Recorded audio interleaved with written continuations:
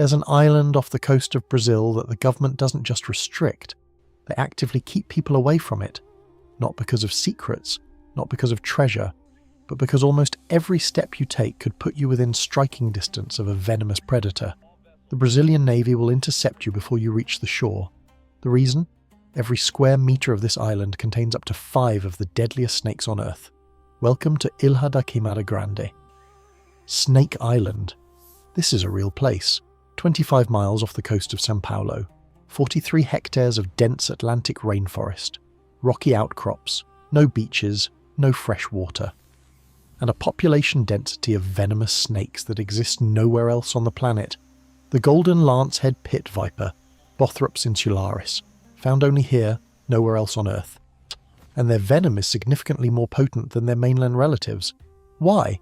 Because isolation does strange things to evolution, and this island has been isolated for 11,000 years. Let's go back. During the last ice age, sea levels were lower. Snake Island was connected to the Brazilian mainland. Snakes moved freely between the coast and what would become the island. Then the ice melted, sea levels rose, and a population of snakes got cut off, trapped on 43 hectares, no escape, no new genetic material coming in, just snakes, evolving in isolation. On the mainland, Lancehead vipers hunt rodents, small mammals. They strike, inject venom, wait for the prey to die, track it down and eat it. Simple, but Snake Island has no rodents, no mammals, only birds, migratory birds that land on the island to rest. And here's the problem. Birds can fly. You strike a bird, inject venom, and it flies away before the venom kills it. You never find your meal. So the snakes had to adapt. Over thousands of generations, the golden lancehead's venom became faster, more lethal, more hemorrhagic. A bird doesn't fly far, it drops within seconds. The snake eats. This is natural selection at work. Now multiply that over 11,000 years. Imagine this. An entire species evolved just to make sure its food can't escape. And humans are just collateral damage. How many snakes are actually on this island? Estimates range from 2,000 to 4,000 individuals. That's one snake per 10 square meters in some areas. You literally cannot walk through the forest without stepping near one. They're in the trees, on the ground, under rocks, in the ruins of the old lighthouse. Yes, there's a lighthouse, and that's where the stories get darker. In the early 1900s, the Brazilian government built a lighthouse on Snake Island. Automated navigation. Ships passing through the area needed the signal. The lighthouse required maintenance, so a lighthouse keeper and his family lived there. The last keeper. The story, often exaggerated but rooted in truth, says the keeper, his wife, and their 3 children were killed when snakes entered their house through the windows. The details are disputed, but what's documented is that the lighthouse was automated after that. No more permanent residents. The building still stands, crumbling, covered in vines, and full of snakes. Researchers who visit the island now avoid the structure entirely. Too dangerous. Let's address the myths. Enter Myth 1. The snakes were placed there by pirates to guard treasure. No, this is complete fiction. The snakes evolved naturally. There is no treasure. Pirates had nothing to do with it. Myth 2. The Brazilian Navy shoots trespassers on sight. No, the Navy enforces a legal restriction. They will turn you away. They won't open fire, but they will arrest you if you attempt to land illegally. Myth 3. The island is completely off limits to everyone. Not exactly. The Brazilian government does issue permits for scientific research. Herpetologists study the snakes. Biologists study the ecosystem. These visits are rare, heavily regulated, and require a Navy escort and a doctor with anti-venom on standby. Because even with precautions, the risk is extreme. What happens if you're bitten? The venom attacks your blood. It destroys tissue, and without fast treatment, your organs begin to shut down. Without treatment, you can die from shock or organ failure within an hour. With treatment, you might survive, but you'll spend days in a hospital, possibly lose tissue around the bite, possibly face permanent damage. There is anti-venom, but it has to be administered fast. And you're 25 miles from shore on an island, with no medical facilities and no easy extraction. This is why researchers wear thick boots, long pants, move slowly, stay hyper-aware of every step, and even then, bites have happened. One researcher in the 1990s was bitten on the hand while handling a snake. He survived. Barely. spent weeks recovering, lost function in 2 fingers. The snakes aren't aggressive, but they don't need to be. There are thousands of them. You're in their territory.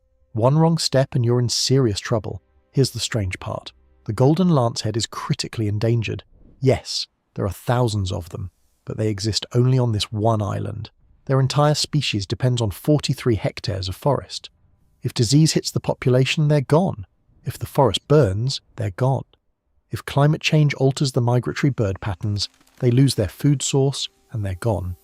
This is one of the most concentrated populations of venomous snakes on Earth, and also one of the most fragile.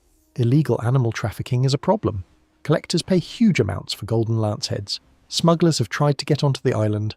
Some have succeeded. Most of those who reached the island didn't make it back out alive. The snakes don't care about black market value. They just know you're in their space. So why hasn't Brazil exterminated them?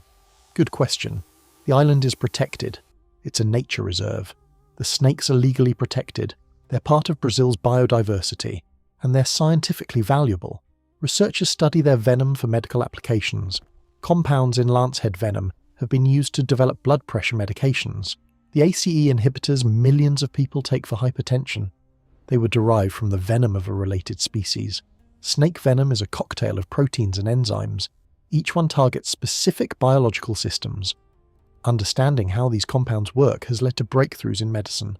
The golden lancehead's venom is being studied for potential applications in treating blood clotting disorders, in developing new painkillers, in understanding how hemorrhagic venoms function at the molecular level so the snakes stay and the island remains forbidden. Let me paint the picture of what the island actually looks like. Dense rainforest, humid, hot. The canopy blocks most of the sunlight. The ground is covered in leaf litter, fallen branches, moss. The air smells like decay and salt from the ocean. The snakes blend in perfectly. Golden brown scales, diamond patterns. They coil on branches, they hide under logs, they're ambush predators. They don't move unless they have to. You could walk past one and never know it was there until you step too close. The bite is fast. Fangs deploy. Venom injected in less than a second. The snake retracts. You might not even feel it immediately. Then the pain starts. Swelling. Burning. The tissue around the bite starts breaking down. Your blood pressure drops. You feel nauseous, dizzy, and you're still 25 miles from the nearest hospital. This is why the island is closed.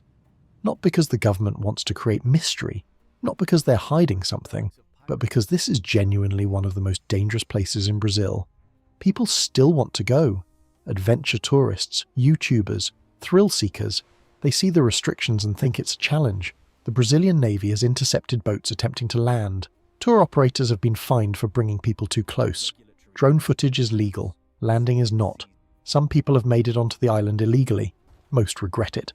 There are stories of fishermen whose boats ran aground. They spent hours on the island waiting for rescue. They didn't move. They barely breathed. They watched snakes pass within feet of them. One story, unverified but repeated by locals, tells of a man who tried to camp overnight.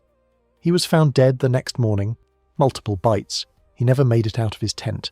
The island doesn't forgive mistakes. Here's the thing about Snake Island that people don't talk about enough. It's not just about the snakes. It's about what the snakes represent. This is an ecosystem that evolved without human interference. For 11,000 years, this island has been doing its own thing. The snakes adapted. The birds adapted. The plants adapted. It's a snapshot of evolution in real time, and we've left it alone. Not because we're kind, but because it's too dangerous to do anything else, and maybe that's the way it should be. Not every place needs to be accessible. Not every place needs to be conquered. Some places are better left to the species that own them. Snake Island is one of those places. So let's be clear, you cannot visit Snake Island.